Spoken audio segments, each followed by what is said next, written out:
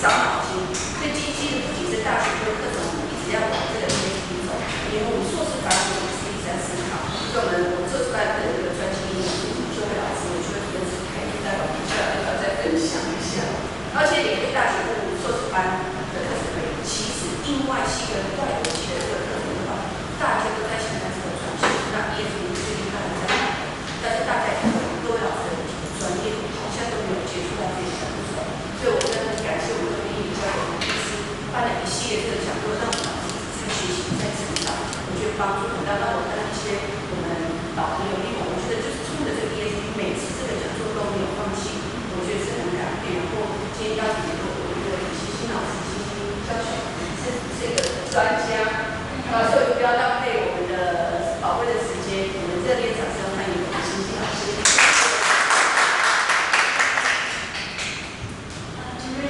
各位老师大家好。那我可以用英文讲吗？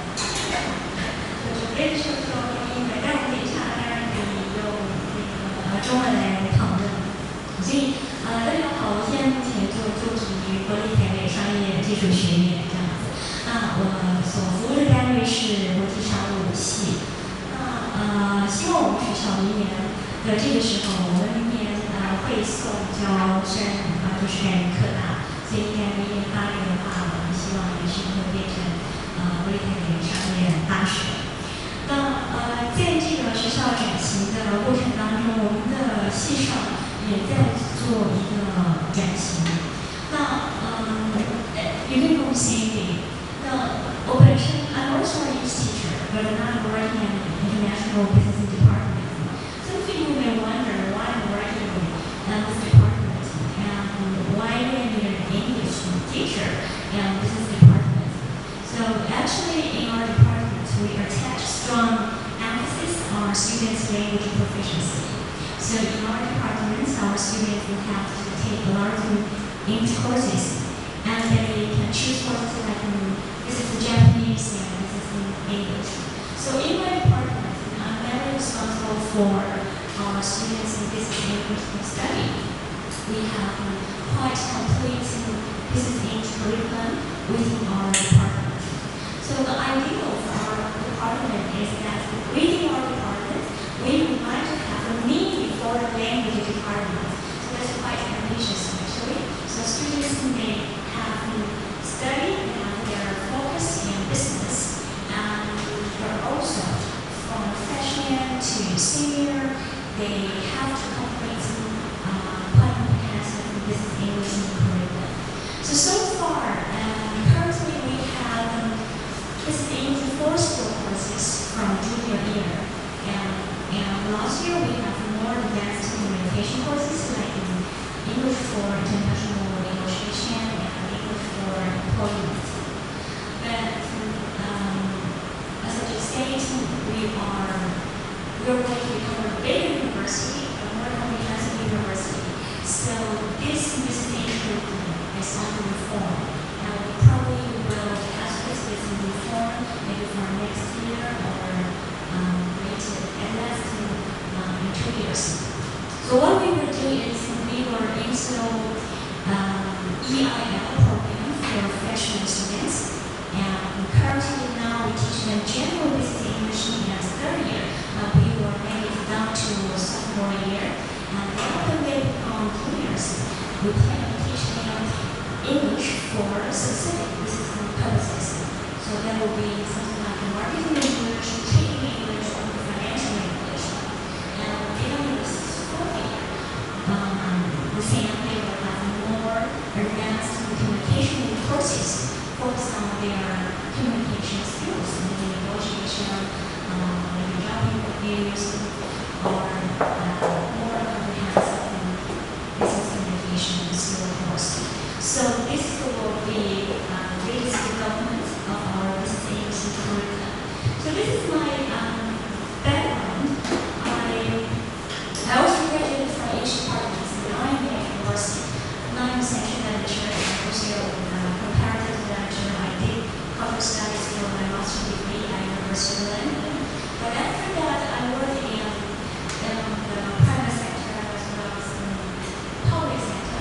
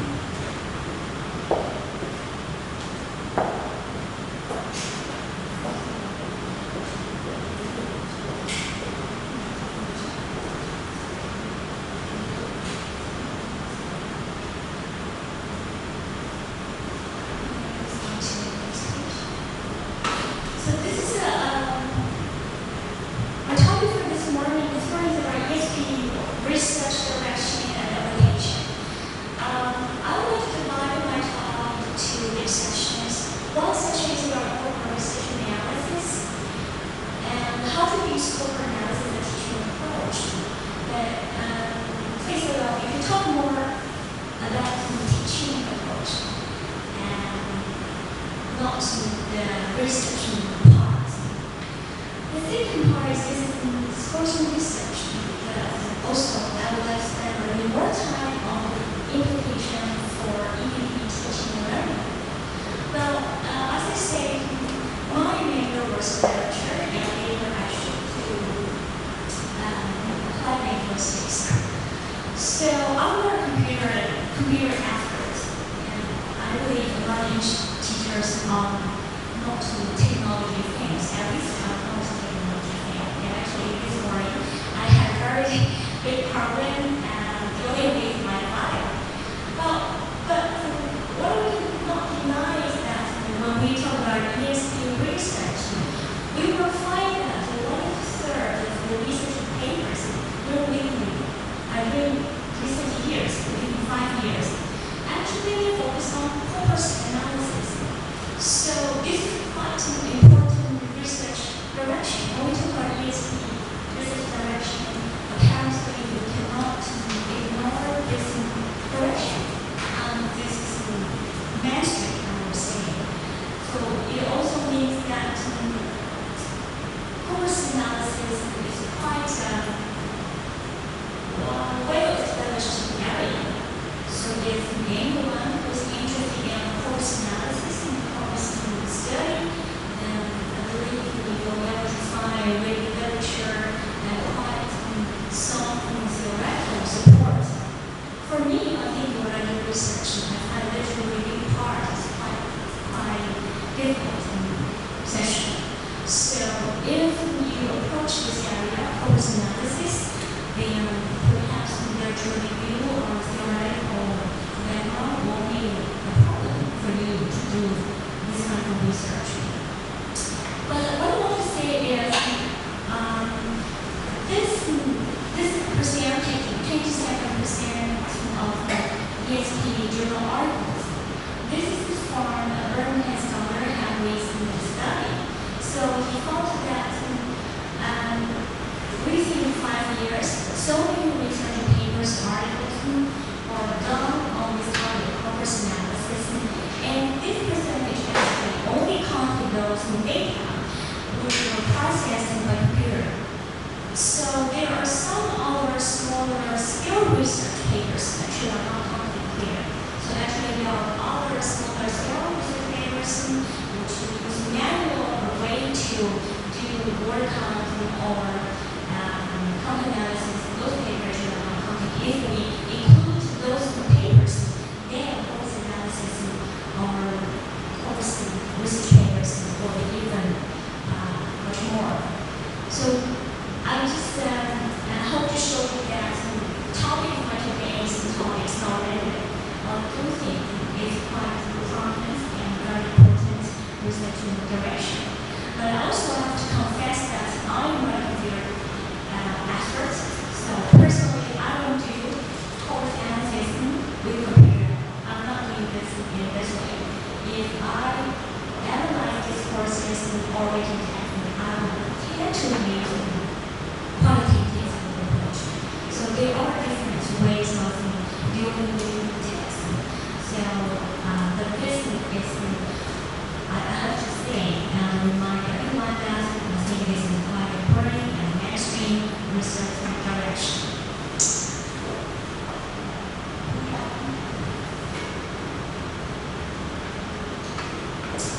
Okay, so there are some characteristics of corpus analysis and ESP research. First of all is the field. EAP corpus analysis is the most dominant range, followed by EAP. So I guess if you were attending last speaker's lecture, she's an EAP expert, so she must have already shared a lot with you. So EAP corpus, I think why it's so popular is successful because we are all university students, teachers, we have a lot of students, their works, their writing, their essays can be very good subject and samples for your study. So I think it makes sense that why EAP corpus analysis is the most prominent field now in ESP research. Then followed by EEP, for business purposes. But if we look at the number of business English textbooks, well, the number is huge. But if you review the ESP journals, then you'll find the relevant size actually in content much smaller. So I think there is a very big room for further EDP research. Subjects, okay, so analysis and EAP, we will find that written text is all numbered. And I think that's quite convenient. You collect student cases and you have V16 database. So written text is much more convenient, pure, and easy to handle.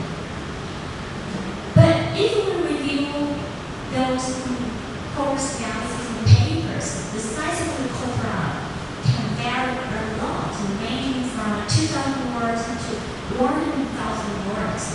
So the database or the subjects really depends on the scholar's interests and also the scale of research.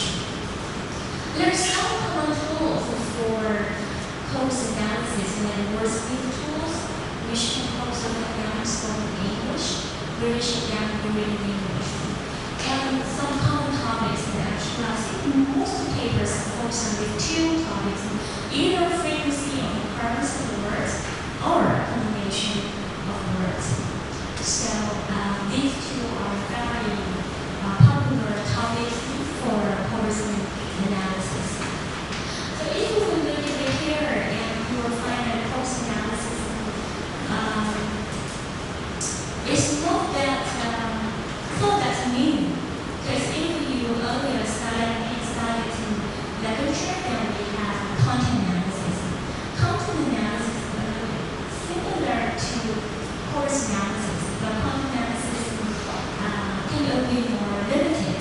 So you also do word and content, but how do you do that with qualitative software, or you do that manually?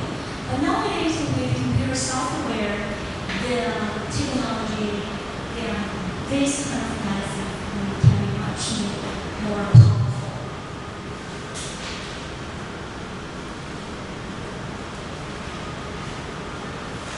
So there are some main types of course analysis in research, and then now I would like to begin to talk about some application. So how we can apply this kind of research and possible source in our teaching and learning of EDP or ESP. So the first type of this type of course analysis is to find out the features of the lexis. And the subject will be text in a particular domain, and EAP or EDP. For example, in business writing, workplace means particular academic disciplines. What type of words, what type of vocabulary, words or phrases, locations are used? And the scholar find out. And how can we apply this kind of research? There was an example case. So a teacher, also a scholar, he tried to solve a student problem. So this student is a German, and in his company, he would like to introduce a new way of handling customer invoices. So he asked his teacher, what kind of word I should refer to this new way of handling all things. Should I use the word process or procedure or system? Which word is better? Which word is more appropriate in this context? Okay.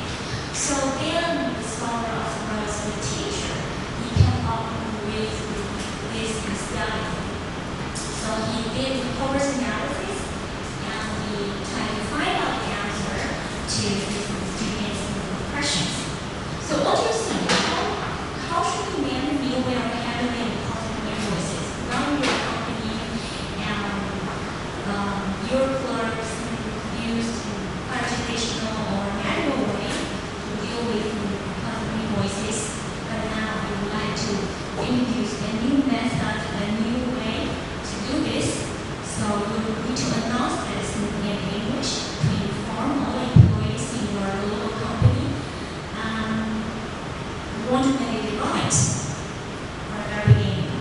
So which word is better? What do you think? Process, procedure, system. With your students and ask you. Anyone approves of the process?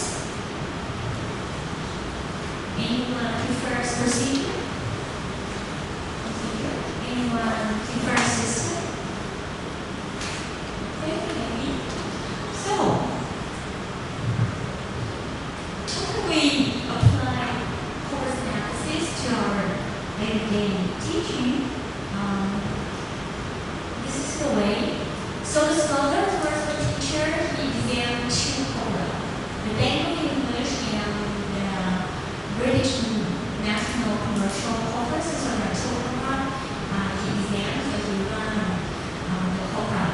And then he found out a lot of concordances. Process. There are some colloquial words with this process. This process were low process, slow process, complex process, painful process, gradual process, fancy process, difficult process, simple process, easy process, or painless process. So if you look at these words, which you collocate process, then you will find there are negative connotations, right? Maybe it suggests consumption of time, and a long process, and a slow process, that indicates consumption of time.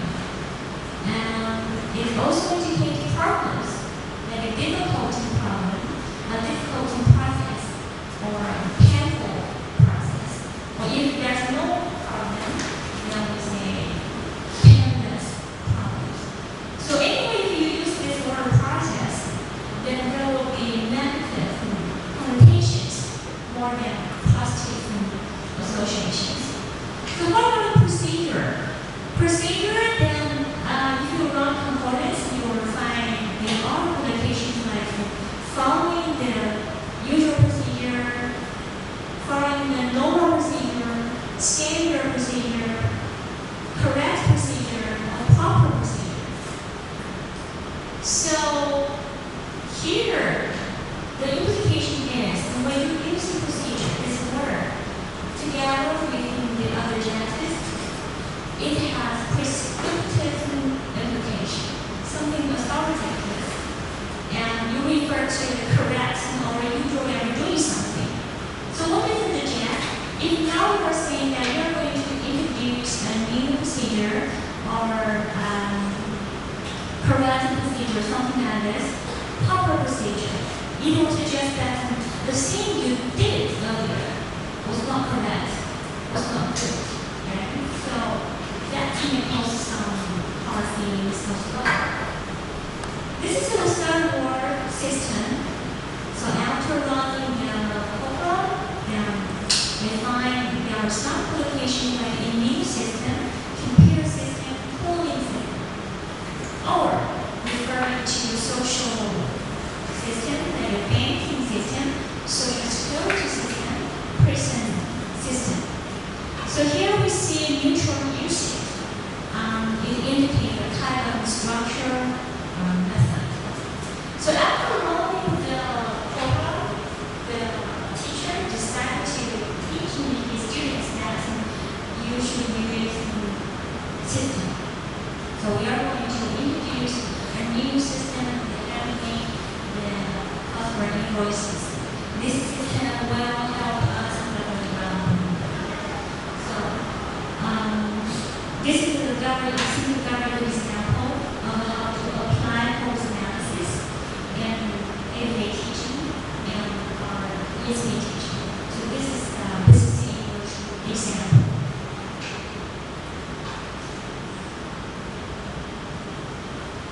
There's another type of course analysis. In this type of course analysis, scholars tend to compare different kind of language we use. For example, experts language and student's language, not this writer or not this user's language. So the structure can be text produced by professionals, in-service professionals, and we compare their text with learners' text. So there's some example that you use published research articles and students' dissertations and compare their writing style, compare their use of certain words or certain grammar use. There is an example case. So our teacher found aerospace scholar and he found that in his class there was a recurring difficulty for students, especially non-native speakers, EFL learners. They use it concept in a very strange way. Okay. So something like this, there are common mistakes or natural expressions. Students will write something like this. A city has been planned, strong countries, blah blah blah. It is amazing that the Mazaki has beautiful such plans, blah blah blah. They will use different it clauses in their academic essays. But this kind of usage, this kind of expression is either incorrect or unnatural. So for the first sentence, we normally will say it has been planned, or us has been planned. And in academic writing, probably we don't use such a strong word like amazing to refer to results or finding or opinion. Okay, so this scholar, he built two corpora. One is published research articles from the business administration. This is very big corpora. So he read 1,000 words, and he collected students' dissertations. There was also very big corpora as well, 200,000 words. So he ran concordance. Then he found that students' dissertations, the persuasion of the validity of claims is overt and very enthusiastic, very strong. Students prefer they tend to write something like, it's amazing to find something. It's strange, it's pointless, it's wise to say something. Or it's true, or it's a fact. So they use these kind of clauses to express their personal opinions and their essays. Students like this kind of clauses. Just focus on the grades and to make it very obvious to my readers. And also, in students' presentations, there are many examples of an analytical objective in conclusion. So now, after they after they develop their arguments, and they come to conclusion, and conclusion is also very strong, something that is necessary and obvious, is essential, and vital to say something or to see something maybe. But on the contrary, in published research articles, the experienced writers, the professional writers, they don't persuade so strongly. The persuasion of the validity of claims is subtle. So, professional writers, they don't use so many eyes in their writing, or they don't use such strong words to show their opinions. And also, implications were expressed much less forcefully, also much subtly. So then we can see the clear contrast. And the teacher, also the scholar, he showed this result to his student writers. So once you know how experienced writers write their research articles, it will be helpful for you to adjust your tone manner in your own writing. So voice analysis can be quite useful in some way. It's factual, it's persuasive. for some students. Some students, I don't know if you have that kind of experience, some students feel very good about themselves. Have you experienced that? Some of my students, they feel very good about themselves. They finish their articles, they finish their essays, and they think this is the perfect writing. You try to correct them, and they don't necessarily accept that. They will probably tell you that, why can I write creatively? But when you tell them this is not creative writing, this is academic writing, there is convention for academic writing. Why don't you follow academic writing? But some students have their own strong feelings and opinions. They will prefer to write creatively. I used to teach academic writing, English composition classes in Tianjin University and Further University for about 5 years. So I had some very students that have very high English proficiency. They write very well. So when we teach them the convention, the format and the structure and the variation of academic writing, some students in each department couldn't adjust well. Because I still remember that one of the students in the Tianjin University, he told me that I like your teaching, structure and organized. I can understand. This is very helpful, and I can pass my exams or writing tests in GM or GRE, the high school. I can understand that. But I won't write creatively. Why can't I write creatively? And I say maybe next session we can run a session on short story writing. But today I'm teaching you argumentative essay. When we write an essay, we write this way. When you argue things, you present two sides, there are some conventions, and you should organize your paper in this way. Or we don't suggest our opinion in such forceful or strong way. Because it's really hard to argue with our smart students, but back at that time, I didn't know there was corpus analysis. If I would have shown him that, this is how experienced writers write their essays. This is how this discourse community communicates. And this kind of article that people accept in academic. And then probably I will find a better way to persuade my students to explain the whole thing to the students. So time is different. When we have more technology, we can run some course analysis in a much easier way, and there are more and more kind of papers, articles on academic writing styles and conventional phrases and usage. So also this is how we can apply to our teaching.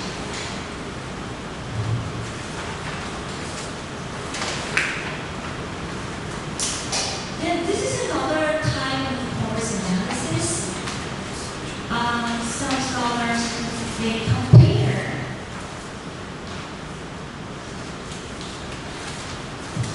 authentic language and prescribed language with authentic materials and textbooks. So we have authentic testing and we have course books. They compare the language used. So there are some examples also in English. There are corporate documents and there are business textbooks. So you can run the study and see what's the gap, what's the difference between the two kinds of materials. Okay, so there was one example case study. The scholars studied the frequency of metaphorical words and phrases in the forms of text in our business articles and journals. So this cover was reviewed 1 million words, and then use this program to compare with particular business engine testing. And there were some very interesting findings. So this scholar found that there are no types of sport methods in the test with business corpus. So that, for example, you test business textbook also using fabrics, Alzheimer, and ropes and record on gold. He uses these words to refer to business situations or conditions. But in the articles, the frequency of these kind of sports matters is not that high.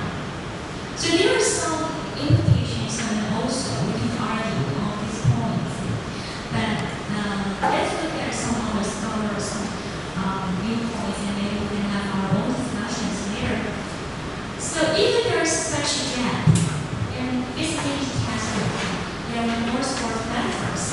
Like when we read business articles or journals, there are not that many sports metaphors. How do we explain this? The first implication is the textbook does not exactly reflect the frequency of metaphoric use of phrases in the standard text. So this is author's preferences. You don't really reflect on the standard text. This is one implication. Another implication is that thinking this way, even we expose students to a wide range of methods is good preparation for them to read different kinds of standard text.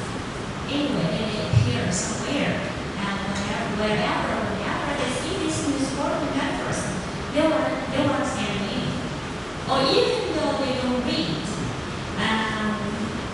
the pre-articles or journals, maybe they'll use these historical methods in their conversation in business setting. I think these metaphors are quite common in where something is great, you're an outsider. It's impossible for you to understand our company's problems. Our company and our competitor now is our neck and neck. Well, the company looks good, but actually it's on the road. So this kind of demonstrative expressions actually I think are common in conversation. So even though you don't read it from the text, when students study text, it is still helpful or useful to them. The third implication is this choice might be a deliberate decision by the book author. Okay, so as I said, maybe this is the book author's preference, or he is very much into sports, so he needed to use a little bit more sport metaphors. Or maybe according to his personal working experiences, he finds that a lot of business people use sport metaphors to talk about business. It's also possible. It's related to the textbooks and authors and experiences. So, but I think above all, the most important implication here is that having access to the course of a study language can inform the decision of the authors and teachers who know what language to focus on in the tutors. So if you develop your own textbook, for example, then if you have not really vocabulary database or like the Cobra to back you up, then probably, when you write your textbook, when you prepare your material, you can be a lot more comprehensive and more confident. So I think this is one you see from using Cobra to prepare material and to examine teaching material. One thing is that you don't need to be that critical, because I think it's good for students to see different kinds of materials to prepare for their future reading and will use the language in the workplace, especially the global workplace. It's possible for students to meet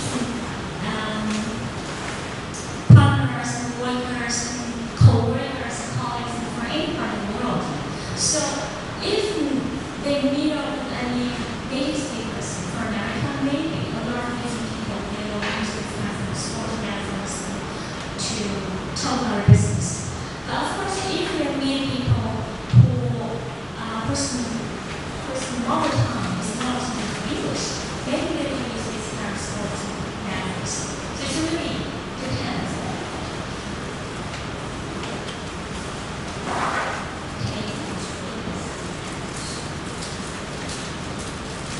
So later we'll talk about business English strategic parts, and there's one why I think for students or students, it's good for them to see a wide range of language usage because they will meet people from different cultural range around the world.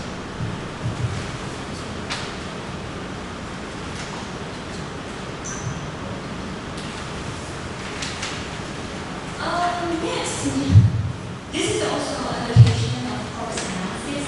Of course, data reading and learning (DL). I think this is quite also modern teaching approach that are very popular among some ESP teachers. So the definition of the DL is a teaching procedure which provides students with the language data for a course, either in the form of concordance lines, either on printing the handout or on computer screen, something like this. So the teaching method will be like you expose your students to many forms that they will typically encounter in their work or study area. This is English, or science English, or engineering English, and you show it the components. Some frequent words or some keywords and how these words will be with other words, and you show them the concordance. The tool can be on editing hand or something like that, or selected passages or computer software. But first thing you want to show students some edits, then they will need to have some basic computer letters. Otherwise, they will be for students to operate some new system. Okay, so this is DDL, and how do teachers use DDL? Well,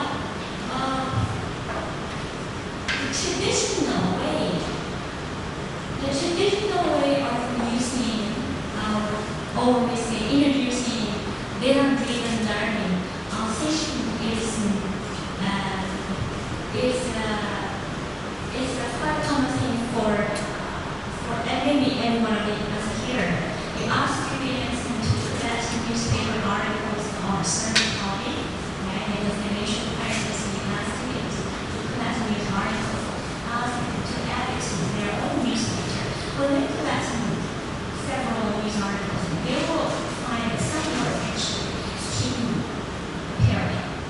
And if they look up the dictionary, they can even come up with their own mini dictionary, and there will be vocabulary entry, especially focusing on financial crisis.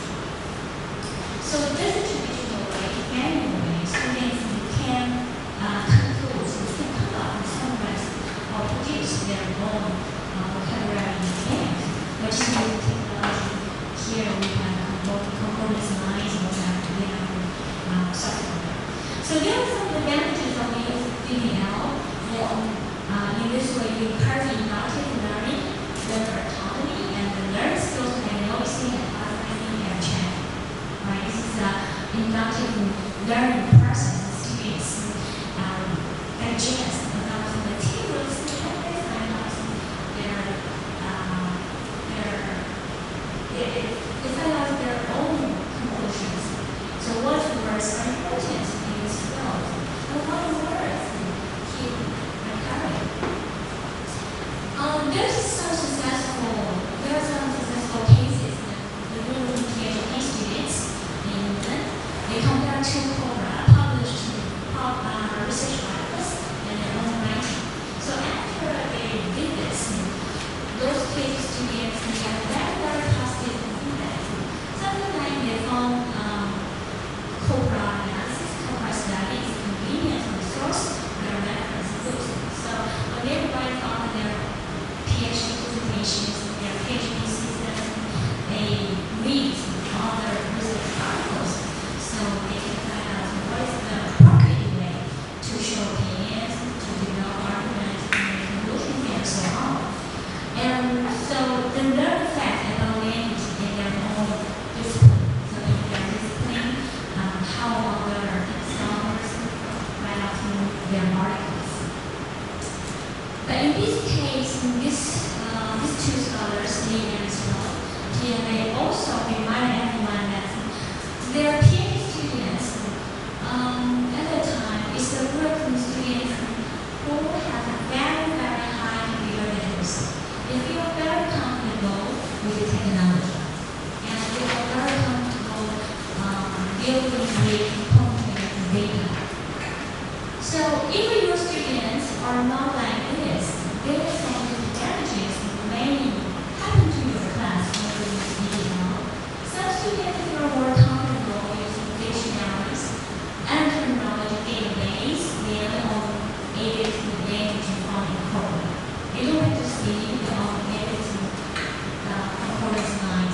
they would like to see your handout you give them.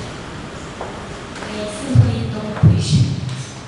Some students are not very curious about anything out performance slides from the course. They are not interested. They are not interested. Okay. Some are appreciative in not the learning process. I don't want to make a conclusion by myself. You're a teacher, you know everything. Why don't you just tell me your public qualifications? Listen back to what a teacher you, okay, so students, and question. Another thing is there's distinction between technophobia and technophobics. So technophobia, they are people who love technology. Okay, so they are very interested in computers and they are very, very interested in computers. Technophobics, they are people who like technical things.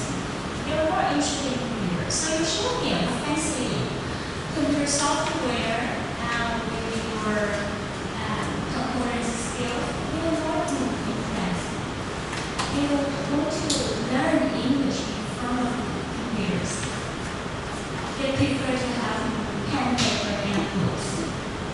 So it really depends on your students. Your students tend to see preference in their quality, their computer literacy. So they will decide how much in detail you would like to introduce to your class. I refer to this because often for a certain degree, DEL can be very useful in ESP. Because in a particular area, indeed, there are some things to work. Here, there. So if you just give your students a list of a vocabulary in which you specialize in terms, you ask them to memorize 10 words per week, and then every time you come to class, I'll give you a quiz. So after a semester, you will be able to memorize 180 words at least, 10 words per week. So they quite a lot. For example, if you want to teach marketing English or accounting English, that time the semester will be sufficient for students to memorize all those words. But would that be fun? Or will they forget everything after a semester? It's possible. If they can go through such an interactive learning process, then they may be able to remember whatever they have been developed by themselves. So the learning outcome may be different. If students learn by doing, it can be good for them if they can accept this kind of teaching approach. And also, DEL can empower students. Next time, if you want to learn something new, if you would like to get across into another field, you don't need to rely on your teacher to give you an inventory list. You know how to spot important words. You know how to come up with your own vocabulary there. So students are empowered. Now, sometimes this is good for them, but again, it's dependent on student. So I think for any ESP teacher, if you would like to introduce this kind of teaching approach to your students, there should be clear communication between you and your students. So you don't worry and the person will bring something meaningful to them.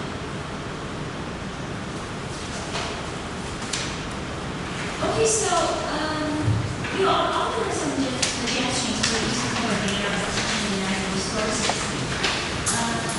As we say, students nowadays have a lot of opinions and a lot of personal thoughts.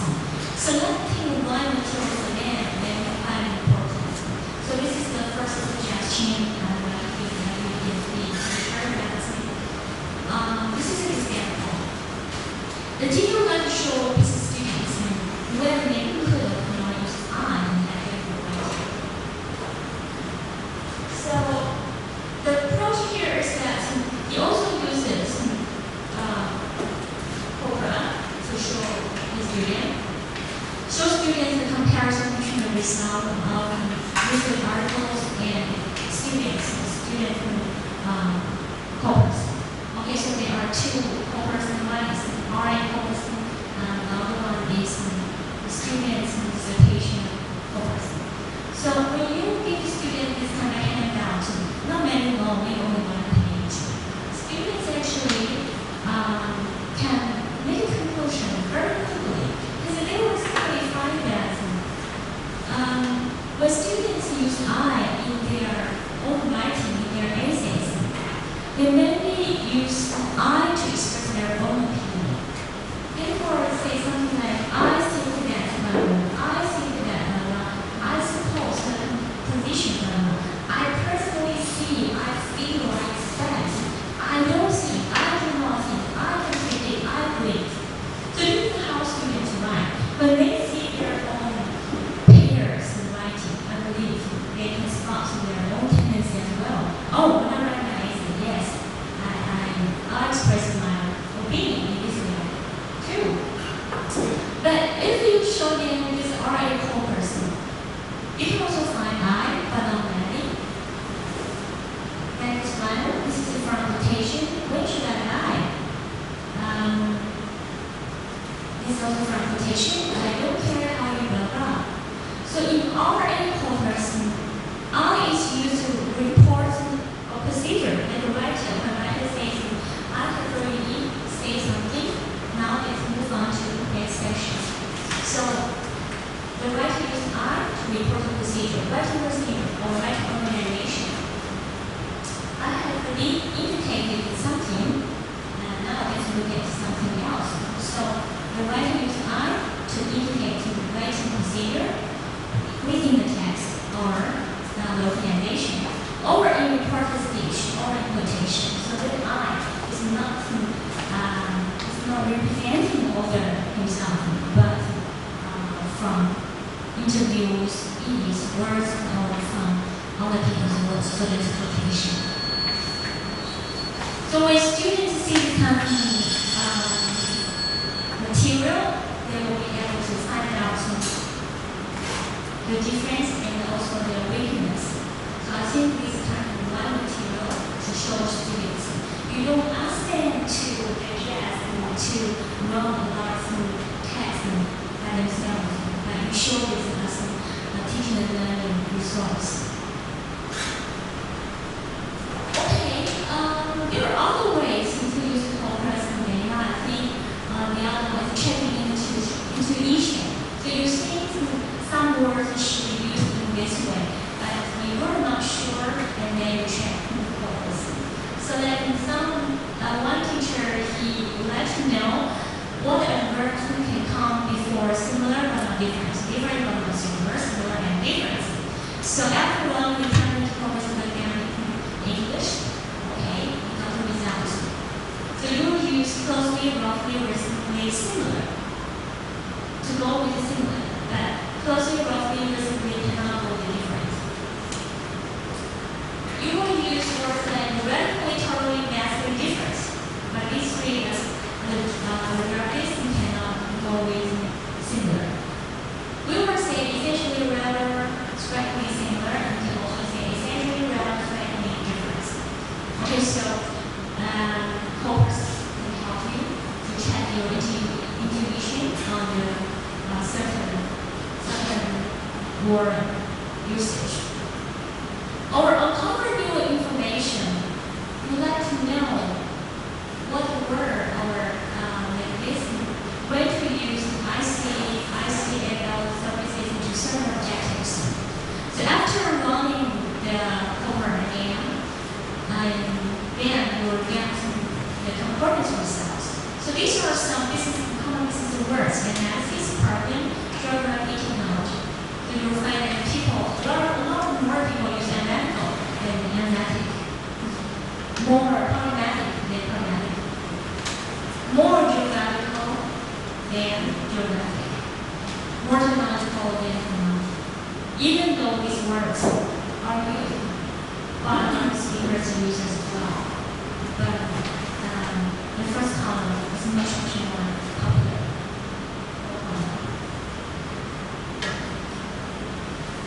Okay, so